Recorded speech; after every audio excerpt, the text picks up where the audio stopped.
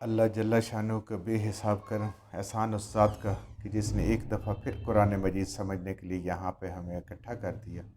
اللہم صلی علی محمد وعلی آل محمد۔ آج ہم انشاءاللہ چھٹا پارہ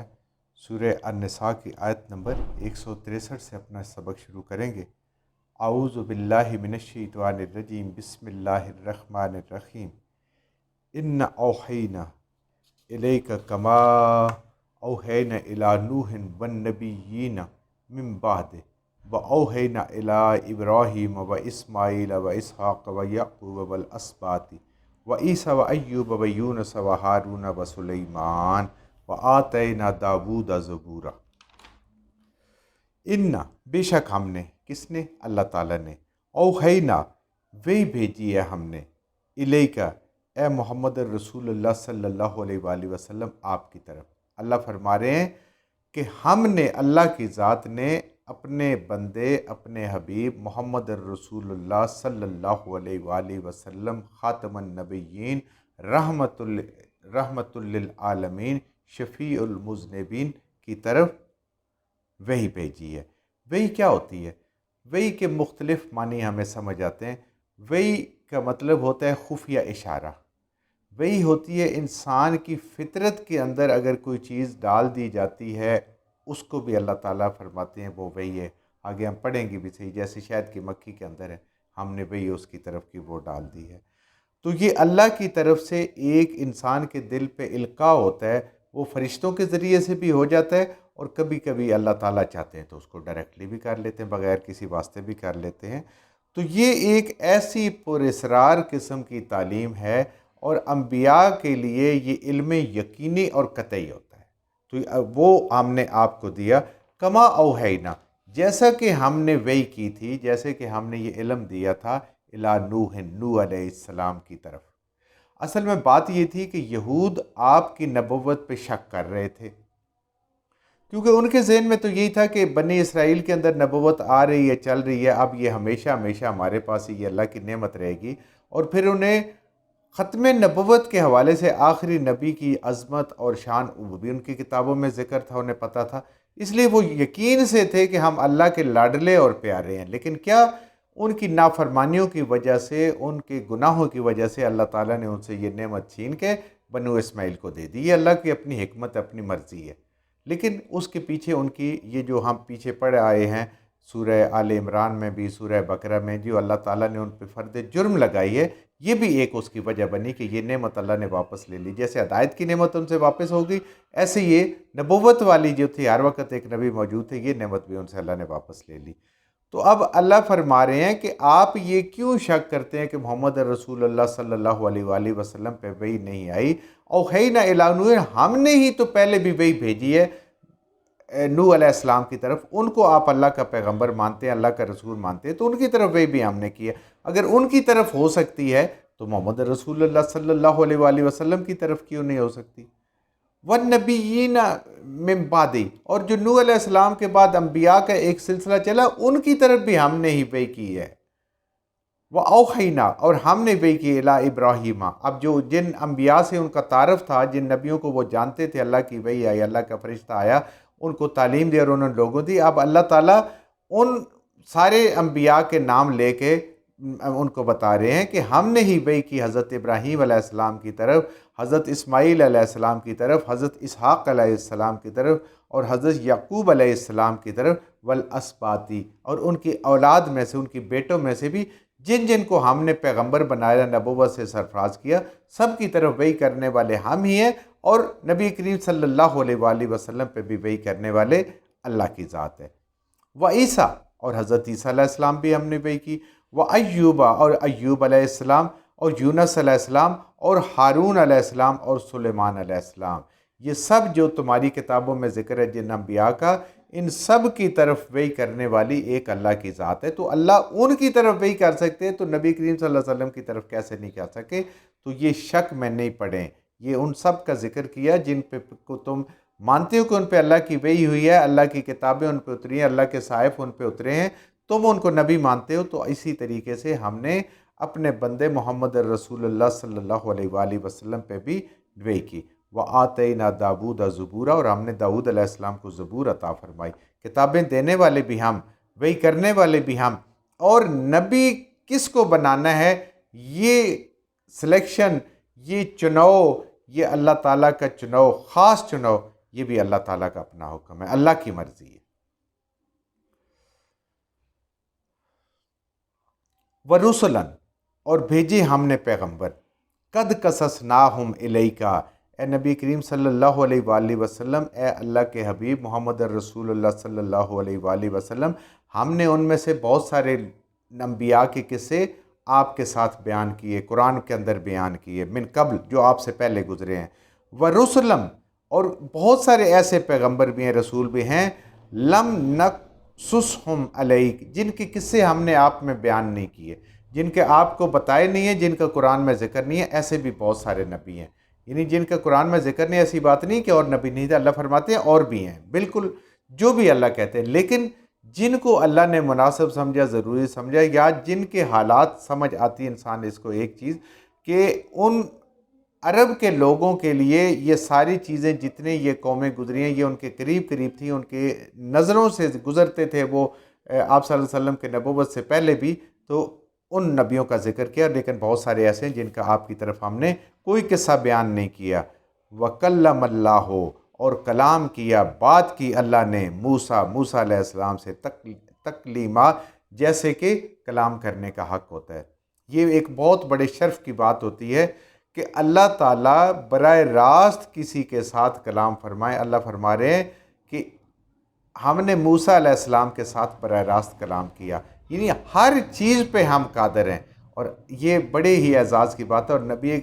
کریم صلی اللہ علیہ وآلہ وسلم کے ساتھ اللہ تعالیٰ نے معراج میں کلام فرمایا، یہ بہت عظمت والی بات ہے۔ تو اللہ فرما رہے ہیں کہ یہ پیغمبر ہیں جن کے ساتھ ہم نے کلام کیا، یعنی موسیٰ علیہ السلام، یہ ان کی فضیلت اللہ تعالیٰ نے بیان کی، تو وہ بھی ایسے ہی نبی اور پیغمبر اور رسول ہیں جیسے محمد الرسول اللہ صلی اللہ علیہ وآلہ وسلم ہیں۔ وَرُسُلًا، اور یہ جو اللہ کے بھیجے ہوئے رسول ہیں، مبشرین و منذرین، ان کے ذمہ دو کام ہیں۔ یہ خوشخبری دیتے ہیں ان لوگوں کو جو ان نبیوں کی تعلیم پہ عمل کرتے ہیں، جو ان پہ کتاب ہوتی تھی اس کو پڑھتے ہیں، اس کو سمجھتے ہیں، اس پہ عمل کرتے ہیں، جو نبی طریقہ بتاتے ہیں اس طریقے سے اپنے رب کے ساتھ جڑتے ہیں، اپنے رب کو راضی کرتے ہیں، ان کو خوشخبریاں سناتے ہیں۔ وَمُنذِرِينَ، اور یہ خبردار کرنے والے بھی ہیں، ڈرانے والے بھی ہیں ان لوگوں کو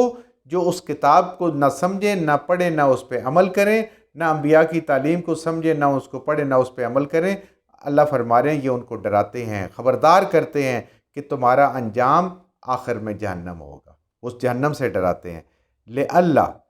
تاکہ نہ ہو، یکونا، کوئی بھی، للناس، کسی انسان پر، اللہ حجتاً بعد الرسل، کہ کوئی اللہ کے سامنے وہ حجت نہ پیش کر سکے بروز قیامت کہ رسول اس کے پاس آنے کے بعد۔ یعنی اللہ نے دنیا میں اپنے رسولوں کو بھیجا، لوگوں کے پاس بھیجا، اپنی کتابوں کو بھیجا، تاکہ بروز قیامت کو یہ نہ کہہ سکے کہ یا اللہ آپ ہمیں سزا دے رہے ہیں، ہمیں تو کچھ پتہ ہی نہیں تھا، ہم کیا کرتے ہمیں تو نہیں پتہ تھا، ہم تو بڑے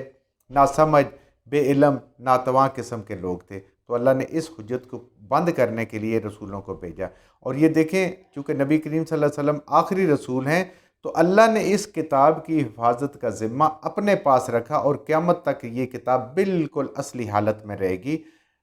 تاکہ کسی کا بھی یہ نہ ہو، عذر قیامت والے دن حجت نہ ہو کہ ہمارے پاس تو نہیں تھی، اصل چیز نہیں تھی، تورات بدل گئی، زبور بدل گئی، انجیل بدل گئی، سب بدل گئے، پرانے صحائف ختم ہو گئے، ناپید ہو گئے، لیکن یہ کتاب قیامت تک کے لیے اللہ نے محفوظ فرما دی، تاکہ کسی کا کوئی گلہ ہی نہ ہو کہ ہم کیسے ہدایت پاتے، اس کتاب سے ہدایت پا سکتے ہیں۔ اور اسی طریقے سے اللہ نے نبی کریم صلی اللہ علیہ وآلہ وسلم کی ایک ایک مبارک سنت کو، ایک ایک آپ کے عمل کو محفوظ کر دیا۔ سینکڑوں ہزاروں کتابیں لکھی ہوئی ہیں، ایک ایک چیز اللہ تعالیٰ نے محفوظ کر دی اپنے حبیب صلی اللہ علیہ وسلم کی بھی، اور اس قرآن کو بھی، تاکہ قیامت تک آنے والا کوئی انسان کوئی عذر پیش نہ کر سکے۔ وَكَانَ اللَّهُ عَزِيزًا حَكِيمًا، اللہ تو ہر چیز پہ غالب ہے، وہ جو چاہے کرے، اور اس کا ہر حکم حکمت میں مبنی ہے۔ لیکن اللہ، لیکن اللہ، یشہدو، خود گواہی دیتے ہیں، اللہ تعالیٰ خود گواہی دے رہے ہیں، بما انزل علیکا، اس چیز پہ جو آپ کی طرف نازل ہوئی۔ اللہ تعالیٰ اس قرآن پہ خود گواہ ہیں کہ یہ قرآن سچا ہے اور یہ اللہ کی طرف سے بھیجا ہوا کلام ہے، یہ کسی انسان کا، کسی مخلوق کا نہیں ہے، یہ رب کی طرف سے، اور یہ بالکل سچا کلام ہے۔ اس پہ سب سے بڑا گواہ کائنات کا مالک خود ہے۔ وَأَنزَلَهُ بِعِلْمِهِ، اور اس کو ہم نے اپنے خاص کمال علم کے خزانوں سے اتارا۔ یہ بہت بڑی نعمت ہے انسانیت کے لیے، اگر وہ اس کو سمجھے، اس پہ عمل کرے تو وہ اس دنیا میں بھی کامیاب ہے اور آخرت میں بھی کامیاب ہے۔ اللہ فرما رہے ہیں انزلہ، نازل کیا ہے اس کو، قرآن کو، بعلمہ، اپنے اللہ کے خاص علم، علم کمال علم جو ہے، جو قدیم علم ہے، اللہ کا جو علم کے خزانے ہیں، اس کے اندر سے اللہ تعالیٰ نے یہ انسانوں کو عطا فرمایا، نبی کریم صلی اللہ علیہ وسلم کے قلب پہ اترا۔ کتنی عظمت والی چیز ہے، اور آج ہم اس سے کتنے غافل ہیں مسلمان، اس کا ہم اندازہ خود کر سکتے ہیں۔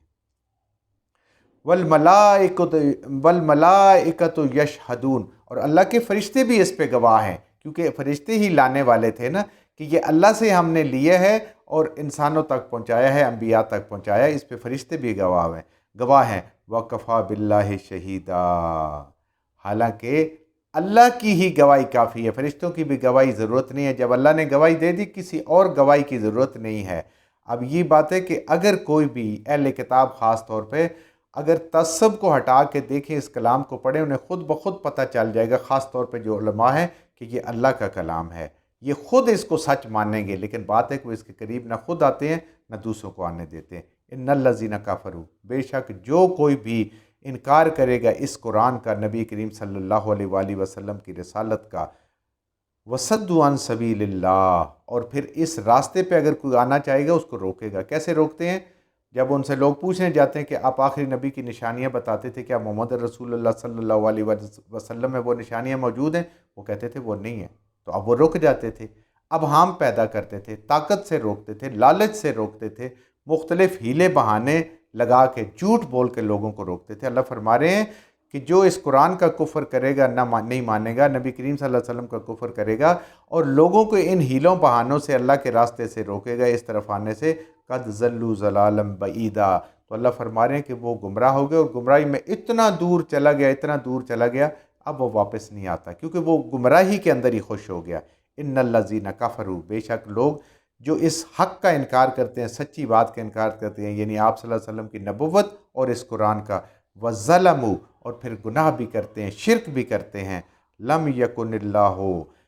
تو نہیں کرے گا، ہرگز نہیں کرے گا اللہ، لیغفر لہم، ان کی معافی، ان کو معاف نہیں کرے گا اللہ، ان کی بخشش نہیں کرے گا، ولا لیہدیہم طریقہ، اور نہ ہی ان کو ہدایت کا راستہ عطا فرمائے گا۔ کیوں؟ وہ سمجھ کے، سوچ کے کہ یہ سچی بات ہے، سچا کلام ہے، سچے نبی، اس پہ ایمان نہیں آتے۔ اب اللہ تعالیٰ نے کہا کہ وہ گمراہی میں اتنے دور چلے گئے ہیں کہ ان کے گناہوں کی وجہ سے، حق کا انکار کرنے کی وجہ سے، صحیح سمجھ کے، اللہ اب ان کو نہ معاف کرے گا اور نہ ہی واپس راہ ہدایت نصیب فرمائے گا، کیونکہ وہ جانتے ہیں اِلیٰ طریق جہنم خالدین فیہا، اب اللہ ان کو چلائے گا اس راستے پہ جو سیدھا جہنم کی طرف جاتا ہے، اور اس میں ہمیشہ ہمیشہ کے لیے رہیں گے۔ وَكَانَ ذَلِكَ عَلَى اللَّهِ يَسِيرًا، اور اللہ کے لیے یہ کوئی مشکل کام نہیں۔ ہدایت بھی اسی کی طرف سے، حق کا، انسان کا شرع صدر ہونا بھی اللہ تعالیٰ کی مرضی سے، لیکن جب ہو جائے، جب انسان قبول نہیں کرتا، تو یہ ان لوگوں کا فیصلہ اللہ کہہ رہے ہیں ان لوگوں کے بارے میں کہ اب ان کو ہدایت بھی نصیب نہیں ہوگی، ان کی مغفرت بھی نہیں ہوگی، اب ان کا چلنا، تو ان کا جو راستہ ہے وہ شیطان کے ساتھ ہے، جہنم کے ساتھ ہے، اور اللہ تعالیٰ کے لیے کسی کو جہنم میں بھیجنا کوئی مشکل کام نہیں۔ اللہ کو پرواہ ہی نہیں ہے، سارے جہنم میں چلے جائیں، اللہ کی بادشاہی میں کوئی فرق نہیں پڑتا، اس کی خدائی میں فرق نہیں پڑتا، سارے جنت میں چلے جائیں۔ جو کچھ ہم نے صحیح پڑھا، اللہ ہمارے ذہنوں میں، دلوں میں بٹھا دے، جہاں جہاں پڑھتے ہوئے بولتے ہیں ہم سے غلطیوں کو اللہ میں معاف فرما دے، اور ان غلط باتوں کو ہمارے ذہنوں سے، دلوں سے اللہ کی ذات نکال دے۔